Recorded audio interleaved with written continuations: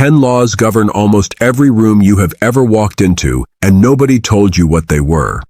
Not because the information was hidden. Because the people who already know these laws understand that telling you would immediately reduce the advantage those laws give them over you. These laws do not appear in any leadership course. They do not get discussed in most professional settings.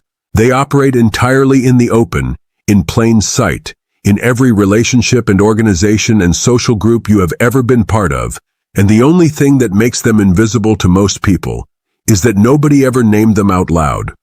Machiavelli named them, and I am telling you what they are, starting with the first one now, and ending with the one that changes what you understand about all 9 before it. The first law is the one that explains almost everything uncomfortable you have ever observed about how power actually distributes itself, and it is this. People do not follow who is right. They follow who appears certain. This one lands wrong for most people the first time they hear it, because it contradicts something most of us were taught early and believe deeply, that if you make a good enough argument, present compelling enough evidence, and are patient enough in making your case, the best idea will eventually win. This is not how it works in most real rooms, most of the time. In most real rooms, most of the time, the idea that wins is the idea that was presented with the most unhedged certainty by the person who seemed least afraid of being wrong about it. Certainty in a room of uncertain people functions like gravity. It pulls. Not because certainty is the same as correctness, and not because most people in the room cannot tell the difference. Because most people in the room are not primarily asking which idea is best. They are asking which idea is safe to follow. And the person who appears certain, who presents their position as if the alternative is simply not worth considering, is sending a very specific signal. Following me will not embarrass you. That signal, in a room full of people who are quietly afraid of embarrassing themselves, is more compelling than the best argument. Machiavelli wrote that a prince who hesitates has already begun to lose, not because hesitation means he is wrong, but because hesitation signals to everyone watching that he himself is not sure he is right. And people do not follow someone who is not sure they are right, because following someone who might be wrong feels like a risk that the leader, not the follower, should be bearing. The practical implication of this first law is direct and immediate. The next time you are in a room where you know you are right about something that matters, consider whether the way you are presenting it is communicating certainty, or whether it is communicating your process of arriving at certainty, which is a different thing entirely. Qualifying your position before it is challenged, asking whether people agree before stating what you believe, softening your framing to preempt objections, all of these signal uncertainty, even when you feel certain. And in a room where power follows certainty, those signals cost you more than the content of your idea can recover. Here is the distinction that makes this law both useful and dangerous. Certainty, as a performance, is different from certainty as a genuine internal state, and most audiences can feel the difference, at least at some level. What Machiavelli was describing was not the performance of certainty you do not have. He was describing the decision to stop hedging certainty you do have. Most people who genuinely know something, who have thought it through carefully and arrived at a well-founded conclusion, still present that conclusion with qualification and softening, not because they are uncertain, but because they have been trained to believe that projecting absolute certainty is arrogant. What they have actually been trained to do is project less certainty than they feel, and the room reads the projected version, not the internal one. The correction is not to manufacture certainty or to pretend to convictions you do not hold. It is to present the convictions you actually hold at the level of certainty you actually feel them, without the social softening that tells the room you are less sure than you are. That is a much smaller behavioral change than it sounds like, and the effect it produces in how rooms respond to you is considerably larger than most people expect. This first law is the one that should make everything that follows feel more urgent, because if certainty beats correctness in most rooms, then everything you thought protected you, your arguments, your evidence, your careful reasoning, is considerably less reliable than you believed. The second law explains why. Hit like, subscribe, and turn on notifications so you don't miss what's coming. Drop your city in the comments right now. I want to see where this is reaching. The second law is the one that explains why extremely capable people regularly get outmaneuvered by people who are significantly less capable, and it is this. In most rooms, being liked matters more than being right, and being liked is easier to manufacture than being right. This one is also uncomfortable, because most people who have invested heavily in being competent find it genuinely disturbing that likability is a more reliable predictor of influence than ability, at least in the short and medium term. But the mechanism is not complicated once you see it. People extend benefit of the doubt to people they like. People attribute intelligence to people they like. People give opportunities to people they like and find reasons to withhold them from people they do not like, regardless of what the objective evidence about those two people's abilities actually says. Machiavelli was very clear about this. He wrote that the prince who is loved can be forgiven for his faults in a way that the prince who is only feared never can, and that the love of people is therefore an asset that no treasury of skill can fully replace. He was not saying skill does not matter. He was saying that skill, divorced from the goodwill of the people around you, is a weaker position than it appears from the inside. The way to use this law practically is not to abandon depth and become shallow. It is to recognize that the cultivation of genuine warmth, genuine interest in other people, and the quality of making people feel seen and valued is not a social nicety that sits alongside your real work.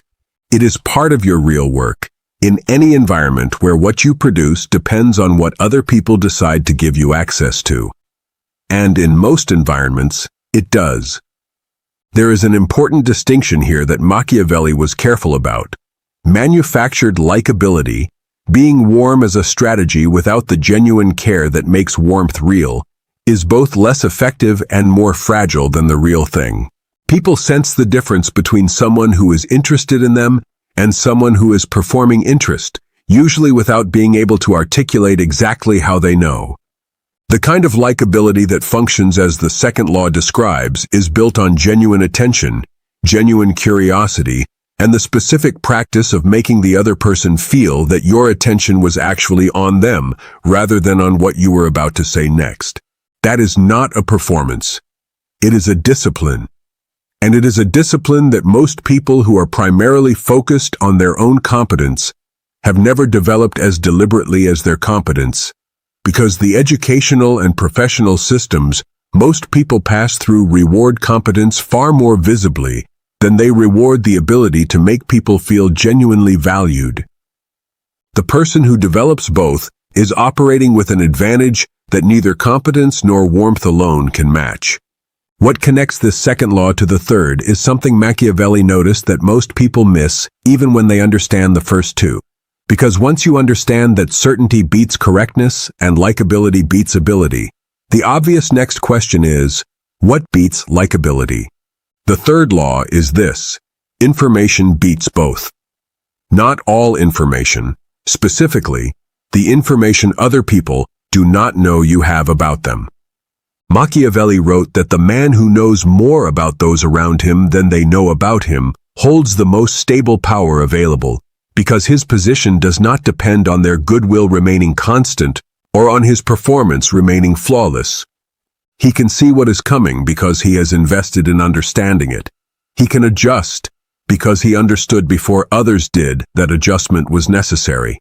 And he is very difficult to surprise, which means he is very difficult to manipulate, because manipulation almost always depends on the element of surprise. Here is what this law looks like in practice. Every room you enter has dynamics that are not stated. There are alliances, grievances, ambitions, and fears operating underneath the surface of every professional and personal environment, and most people navigate those environments primarily based on what is stated and visible, which is very often not the actual terrain. The person who understands the unstated dynamics, who knows which alliances are fragile, which grievances are active, which ambitions are in competition, navigates that terrain very differently from the person who only knows the stated version of it. They avoid the landmines the other person steps on because they knew the landmines were there.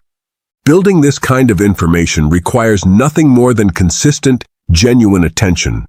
It requires listening carefully over time, paying attention to what people do rather than only what they say, and noticing the patterns that appear when you are not performing your own contribution and are genuinely present to what is happening around you. Most people do not do this because they are too occupied with their own presentation to pay this quality of attention to anyone else. The person who does it regularly and without making it obvious will know things that nobody else in the room knows. And that knowledge is a form of power that requires no title, no authority, and no announcement to be fully operational. The most useful information in any environment rarely arrives through direct inquiry. People do not share their most strategically significant thoughts, concerns, and intentions when asked directly, because being asked directly activates their awareness that information is being sought, which activates their management of what they reveal. The most significant information arrives through observation of ordinary behavior over time. What someone consistently chooses to spend their energy on. What topics they return to without being prompted. Who they seek out when they need something and who they avoid. How their behavior shifts when a particular person enters the room. These observations, accumulated over weeks and months, produce a picture of what someone actually values and fears and wants that no direct conversation could come close to producing. This is why Law 3 connects directly to the next law, and to the one after that. Information alone is inert. It becomes power only when it is deployed at the right moment, in the right way. And the timing of that deployment is what Law 4 is entirely about. The third law connects directly to the fourth because knowing what is true is only half of the advantage. The other half is what you do with what you know. And that is where most people who understand the first three laws still get the fourth one wrong. The fourth law is about timing, and it is this. The value of any piece of information, any action, and any truth is almost entirely determined by when it is deployed, not by what it is. This sounds simple and is easy to underestimate. Most people treat the value of what they know and what they do as intrinsic, as if the quality of an idea or a piece of information is fixed and will land the same way regardless of when it arrives. It will not. The same true thing, said at the wrong moment, falls flat or damages. Said at the right moment, it changes the direction of everything that follows.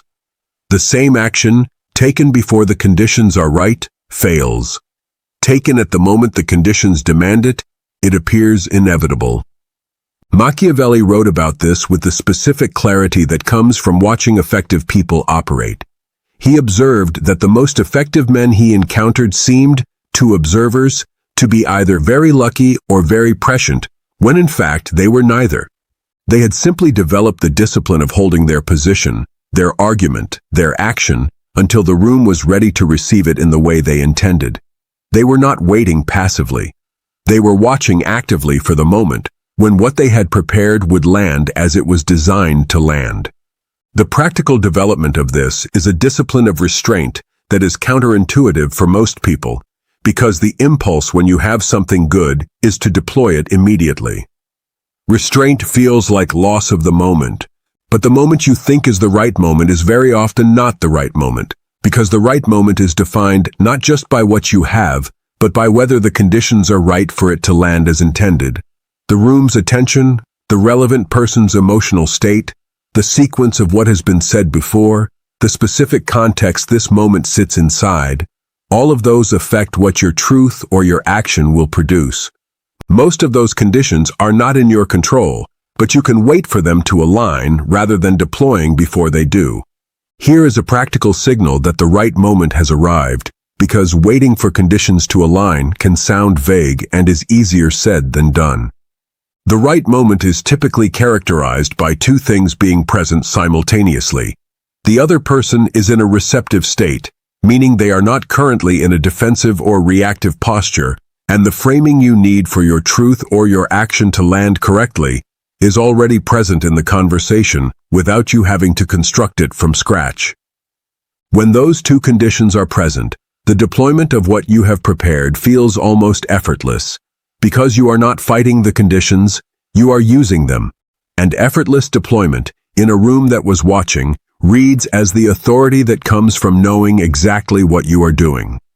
Machiavelli called the cultivation of this capacity one of the most difficult skills he described, because it requires tolerating the discomfort of holding something valuable while the conditions to use it are not yet right. Most people cannot do this reliably, because the discomfort of holding is harder than the discomfort of premature release. The person who can hold it wins the moment it actually arrives, and wins it far more completely than the person who fired early. The fifth law is one that almost nobody will tell you because it sits in direct conflict with most of what passes for professional and personal advice. And the law is this: most people want to believe they are choosing freely when what they are actually doing is choosing from the options they have been given. This is not a cynical observation about human nature. It is an accurate observation about the mechanics of how decisions get made in practice. Very few choices are made from a genuinely open field of options. Most choices are made from a constrained set, a set that was constrained before the chooser arrived at the moment of choosing, often by someone who understood that whoever controls the options controls the outcome. The choice feels free because the person making it genuinely does not experience the constraint. The options in front of them feel like the natural available options, not like a curated selection designed to channel them toward a specific outcome. Machiavelli wrote about this as the most elegant form of power available, because it is the form that requires the least visible force and generates the least visible resistance.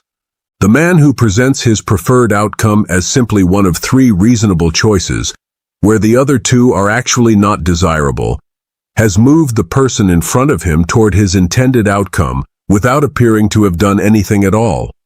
The resistance that would have arisen from a direct demand does not arise because no direct demand was made.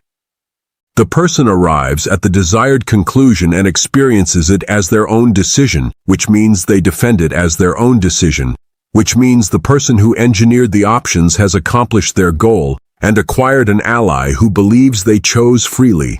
Using this law ethically requires real care, and Machiavelli was honest about the dual nature of it. The awareness of how options get constrained is protective. It makes you harder to channel without your knowledge. The active deployment of it toward goals that genuinely serve the other person, presenting options that are all actually reasonable while highlighting the one that is most relevant to their situation, is a legitimate and useful skill. Deploying it toward goals that serve only yourself at the other person's expense is the version of this law that most people mean when they call something Machiavellian. Know the difference and choose which version you are operating from. The protective application of this law is worth spending a moment on because it is the one most directly useful to most people reading it. Once you understand that your choices are frequently being presented to you from a constrained set rather than an open field, you can develop the habit of asking, before you choose, who constrained the set and why. This is not paranoia. It is simply the more complete version of decision-making that accounts for the fact that the person who framed the options you are choosing from had their own interests in mind when they did so. In practice, this means asking yourself, before you make any significant decision from a presented set of options, whether there are options that were not presented. Not whether the options you were given are all bad, they may all be genuinely reasonable, but whether the field was actually as open as it appeared, and whether there is something that serves your interests that nobody thought to put on the table. In most significant decisions, the answer is yes. And finding it is simply the habit of looking past the frame rather than accepting it as the natural edge of what is available. The sixth law is about secrets, and it is the one most people get backward. The law is this: what you refuse to reveal is always more powerful than what you choose to share. Most people believe that the way to build trust and influence is through transparency, that revealing yourself, being open about your thinking and your reasoning and your motivations, creates the kind of connection and credibility that moves people. In the right relationship, with the right person, in the right context, this is true. In most professional and social environments, however, This understanding needs a significant qualification. What you reveal freely is valued at what it costs to get it, which is nothing, and things that cost nothing to obtain are rarely treated as though they have significant value. Machiavelli wrote that mystery is a form of power, and that the man who keeps his own counsel creates a specific kind of gravity around himself that total transparency destroys. He was not advocating for dishonesty. He was observing that the person who is incompletely known is the person others continue to pay attention to, because partial information creates the specific human drive to fill in the gaps. And the person who creates that drive, who allows other people to be curious about them, rather than fully satisfying that curiosity, holds a form of attention that the fully transparent person has permanently given away. In practice, this law applies most directly to your reasoning, not your positions. Stating your positions clearly is often genuinely necessary and useful. Your reasoning behind your positions is what most people give away too freely, and what Machiavelli would say they should be considerably more careful about. When you explain fully why you believe what you believe, you hand anyone in the room who might want to move your position an exact map of how to do it. When you state your position clearly and reveal only as much of your reasoning as the situation requires, you leave that map incomplete, and an incomplete map is much harder to navigate against you. There is a specific social pressure that most people feel to explain their reasoning fully, and it is worth naming because it is the pressure that most reliably pushes people into over-disclosure. The pressure is the assumption that full transparency about your thinking is a sign of openness and intellectual honesty, and that withholding your reasoning is evasive or defensive. In a genuine collaborative environment, with people who are trying to solve the same problem, this assumption is largely correct. In an environment where people have competing interests and different preferred outcomes, this assumption regularly gets people into trouble, because the same transparency that feels like intellectual honesty in a trust environment functions as vulnerability in a competitive one. The skill is distinguishing between those two environments accurately and adjusting your disclosure accordingly. Not applying maximum disclosure everywhere and not applying maximum withholding everywhere. Learning to read which environment you are in and calibrating to it precisely. That calibration is one of the most practically valuable skills available to anyone who operates across different kinds of relationships and environments, and very few people have ever been taught to think about it explicitly. The seventh law follows directly from this one, but it operates in the other direction entirely, and the apparent contradiction between them is worth sitting with carefully. The seventh law is this: people will forgive you for almost anything except making them feel stupid. This one surprises people when they first encounter it, because it seems smaller than the other laws, less strategic, less about power, more about social dynamics. But in practice, it is one of the most operationally significant of all 10 laws, because it governs how quickly and completely the goodwill and trust you have built with any person can be destroyed. You can be wrong and be forgiven. You can fail and be forgiven. You can disappoint, mislead, underperform, and fail to deliver on almost any specific expectation. And with enough genuine acknowledgement and enough time, most people will find their way back to a functional relationship with you. What they will not find their way back from nearly as easily is the experience of feeling, in your presence, that they were foolish, that their judgment was poor, that they missed something obvious that you saw, or that their understanding of a situation was inadequate in a way that became visible to others because of how you handled it. Machiavelli wrote that the prince who makes his allies feel inferior has converted them into enemies who are still smiling. That conversion is usually irreversible, because the sting of feeling stupid is personal in a way that almost no other injury is, and personal injuries go deeper and last longer than situational ones. The practical application of this law is about how you handle situations where you know more than someone else, and the knowing more is relevant to the interaction. The answer is almost never to make the superiority of your information visible. It is to deploy the information in a way that allows the other person to appear to have arrived at the correct understanding through their own process, even when you guided them there. This is not condescension. It is the recognition that how people feel about the process of arriving at a conclusion determines how they feel about the person they arrived at it with, and that feeling matters more, in most cases, than who actually had the better information going in. In concrete terms, this looks like asking a question that points someone toward the correct conclusion, rather than stating the conclusion and then watching them realize they had missed it. The question approach produces the same outcome as the statement approach, but the person answering the question arrived at the conclusion themselves. They feel the insight rather than receiving the correction, and they feel it as their own rather than as your information delivered to their deficiency. The difference in their relationship with you after those two experiences is significant and durable. Machiavelli wrote that the prince who makes others feel capable in his presence is accumulating a loyalty that the prince who makes others feel inferior could never buy.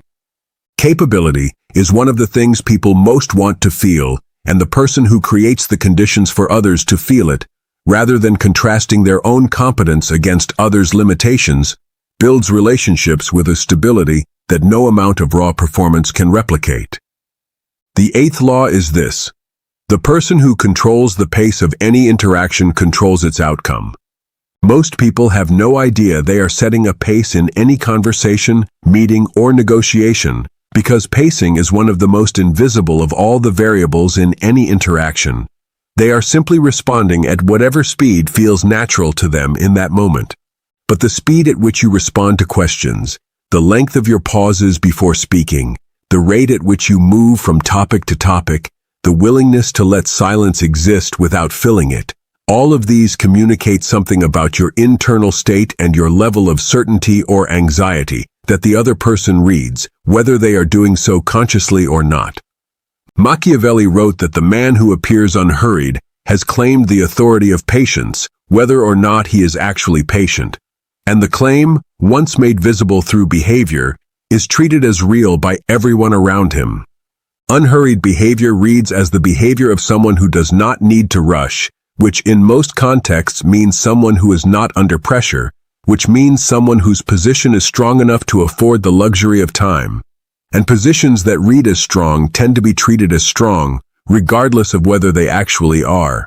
In practice, this means that deliberately slowing the pace of an interaction, taking a beat before answering, allowing a question to sit for a moment before responding, finishing your thoughts at a calm and steady rate rather than rushing to fill the conversational space, changes how you are perceived in that interaction more than almost any other single behavioral adjustment available to you.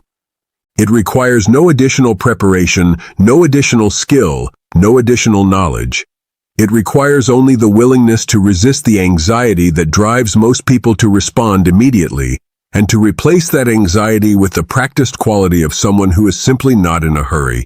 What most people do not realize is that the pace you bring to a conversation influences the pace the other person falls into, often without either of you noticing.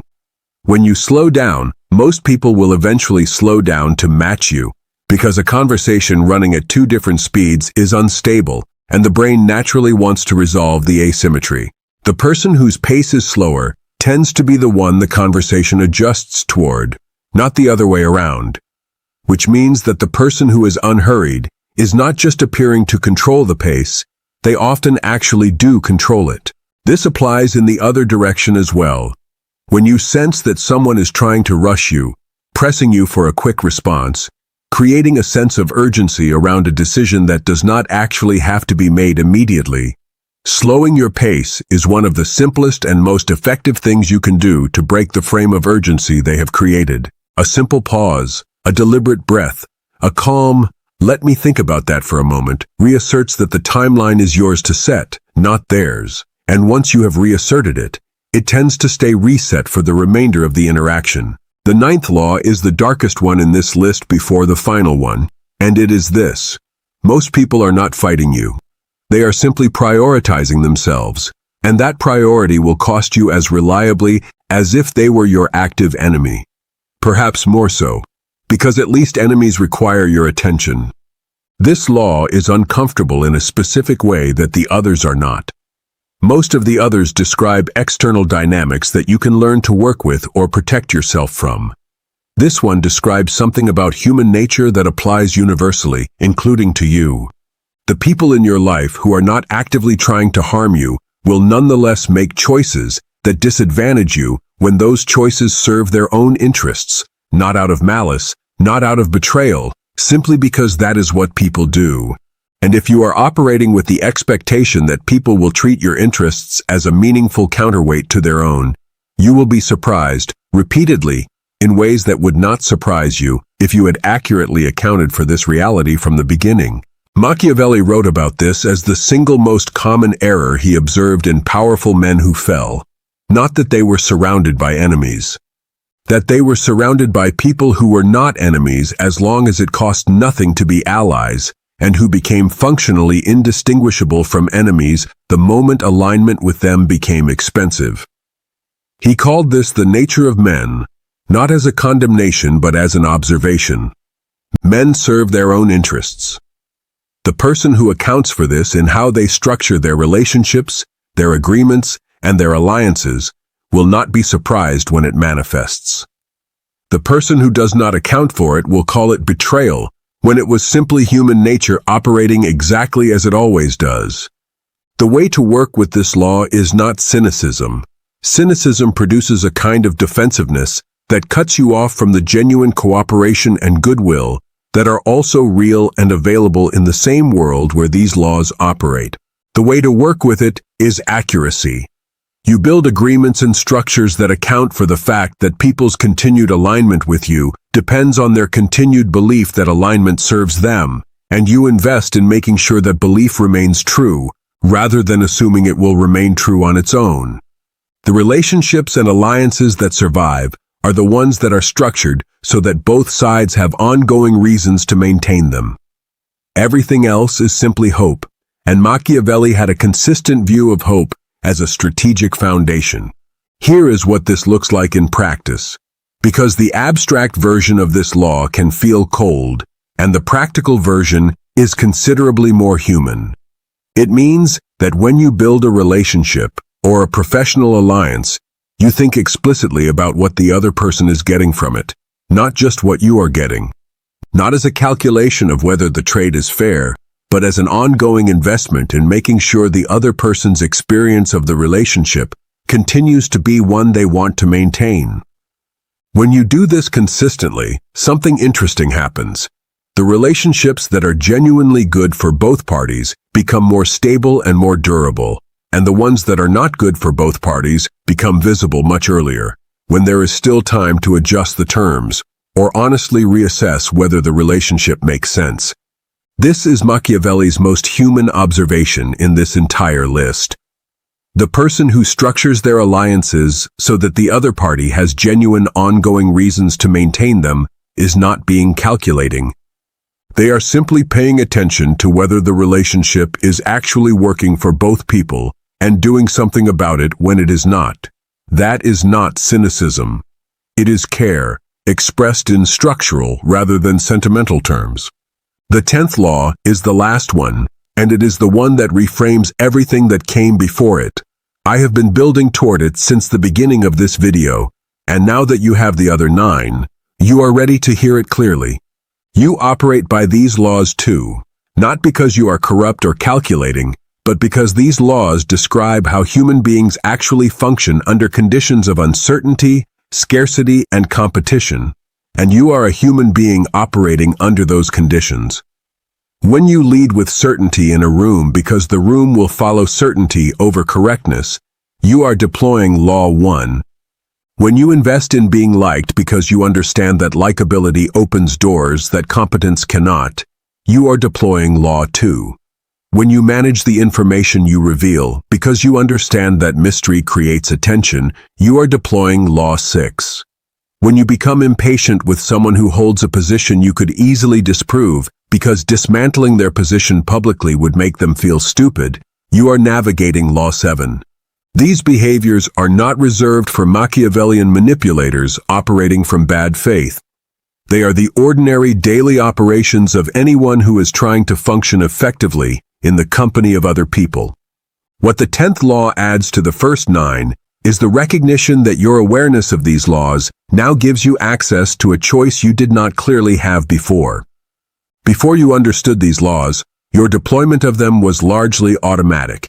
You led with certainty when you felt certain. You invested in warmth when warmth felt right. You managed your disclosures without a clear theory of why you were doing it.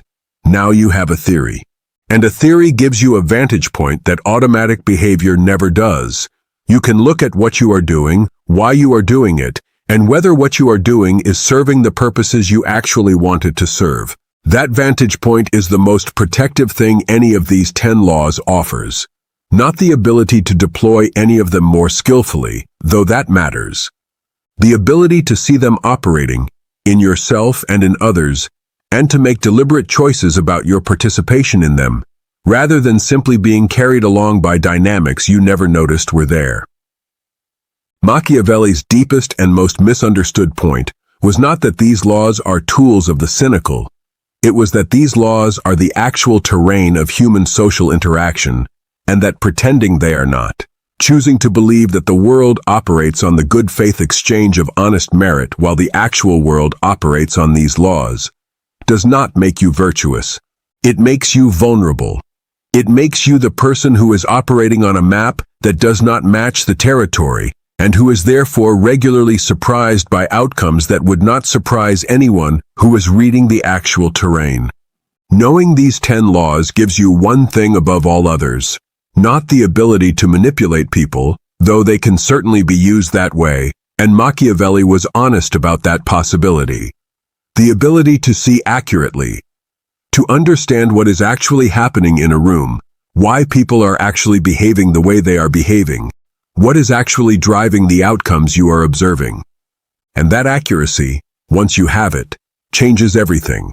Not because you become calculating, but because you stop being naive, and the gap between the person who sees clearly and the person who does not is one of the most consequential gaps available in any environment where something real is at stake.